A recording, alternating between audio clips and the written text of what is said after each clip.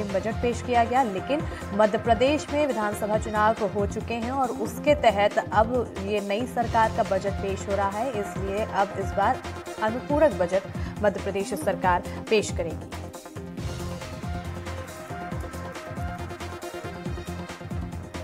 ज्यादा जानकारी के साथ हमारे सहयोगी इजहार हसन जुड़ चुके हैं। सीधा रुख करेंगे हमारे सहयोगी की ओर। इजहार, बजट सत्र की शुरुआत हो चुकी है, मध्य प्रदेश का आज बजट पेश होगा, कैसा बजट हो सकता है, अनुपूरक बजट? बिल्कुल, देखिए 16वीं विधानसभा के जो दूसरा सत्र है, आज उसका दूसरा दिन है और आज जो वित्त मंत्री जगदीश देवड़ा है वो अनुपूरक बजट को रखेंगे। तो आज साथ ही जो विधायक रामेश्वर शर्मा है वो राज्यपाल के अभिभाषण पर कृतज्ञता ज्ञापन जो है वो पेश करेंगे। हमने दिखाया था दर्शकों को कि जब बजट सत्र की शुरुआत हुई थी, पहले दिन जिस तरह से राज्यपाल ने जब अभिभाषण पढ़ा उनका, क्योंकि हर सत्र की जो शुरुआत होती है वो राज्यपाल के अभिभाषण से ही होती है, और जब कल सत्र के पहले दिन राज्यपाल का अभिभाषण शुरू हुआ, अभिभाषण खत्म भी नहीं हुआ था कि विपक्ष ने हंगामा शुरू कर दिया और राज्यपाल का अभिभाषण खत्म होने से कुछ देर पहले ही जो विपक्ष हंगामा करता हुआ वॉकआउट कर गया। सदन के बाहर जमकर नारेबाजी की, बीजेपी पर जो संकल्प पत्र में वादे किए थे, आरोप लगाया कि उन वादों के दम पर सरकार बनाई, वादे पूरे नहीं किए और उन वादों का जो है पूरा करने का जिक्र अभिभाषण में नहीं था राज्यपाल का, इसलिए हमने वॉकआउट किया। तो कहीं ना कहीं कम संख्या बल होने के बावजूद भी विपक्ष ने दिखा दिया कि उसकी शक्ति और आक्रामकता क्या है। अगर हम बात करें सत्र के दूसरे दिन की, आज की, तो आज जो है सबसे पहले रामेश्वर शर्मा जो विधायक है भोपाल के हुजूर विधानसभा से, वो राज्यपाल का जो अभिभाषण था उस पर कृतज्ञता ज्ञापन पेश करेगी, क्योंकि कल जब हंगामा हुआ था तो राज्यपाल के अभिभाषण के बाद कृतज्ञता जो ज्ञापन है वो पेश नहीं किया गया था। सदन को आज सुबह 11 बजे तक के लिए स्थगित कर दिया गया था, इसलिए वो कार्यवाही जारी रहेगी और रामेश्वर शर्मा जो है कृतज्ञता ज्ञापन। अगर हम बात करें अनुपूरक बजट की, तो आज वित्त मंत्री जगदीश देवड़ा जो है वो सदन को खर्चों के बारे में बताएंगे और आपको बता दूं एक बजट सत्र के दौरान 3 अनुपूरक बजट लाए जा सकते हैं। तो कहीं ना कहीं जो आज प्रस्ताव जगदीश देवड़ा रखेंगे वो हजारों करोड़ में भी हो सकता है। और जिस तरह से करीब 50 दिन से ज्यादा हो चुके हैं मध्य प्रदेश को सरकार को, नई सरकार को वजूद में आए हुए, और विकास कार्यों में लगातार जुटी हुई है, उसको लेकर कई सारे प्रोजेक्ट हैं जिनमें फंड की जरूरत है। तो कहीं ना कहीं इन सारे जो खर्च है, इन सारे जो ब्यौरा है, इसको वित्त मंत्री आज पटल पर रखेंगे। साथ ही अगर हम आज की बात करें तो आज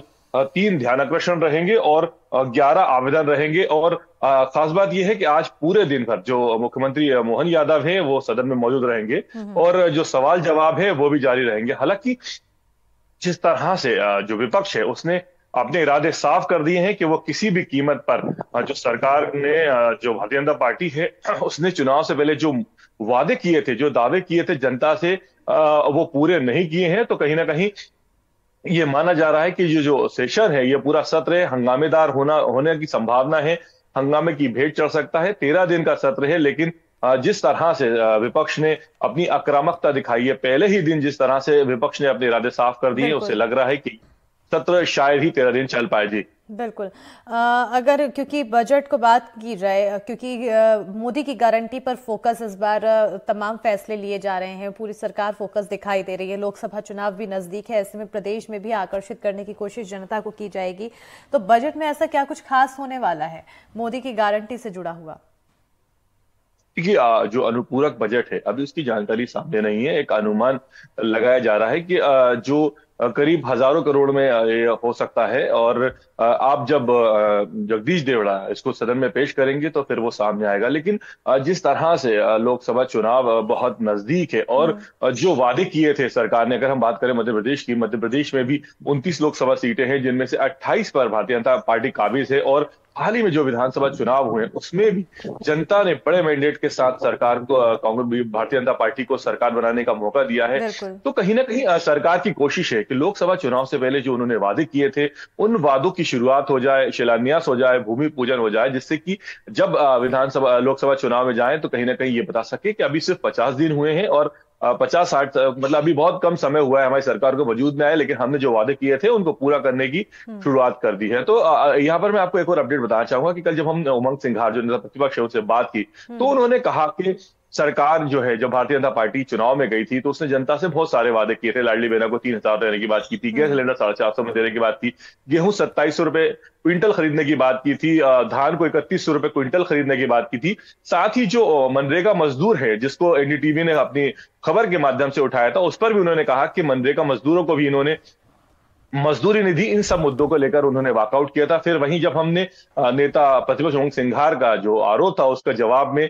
मंत्री गोविंद सिंह राजपूत से बात की, तो उन्होंने कहा था कि भारतीय जनता पार्टी जो संकल्प लाई है, जो वादे क्योंकि अब करती है, प्रदेश वो में इन दिनों पटाखा विस्फोट का मुद्दा काफी ज्यादा गूंज रहा है और सीएम द्वारा भी लगातार समीक्षा कराई जा रही है अलग अलग जिलों में। बजट में इसको लेकर क्या कुछ चीख पुकार देखने को मिल सकती है?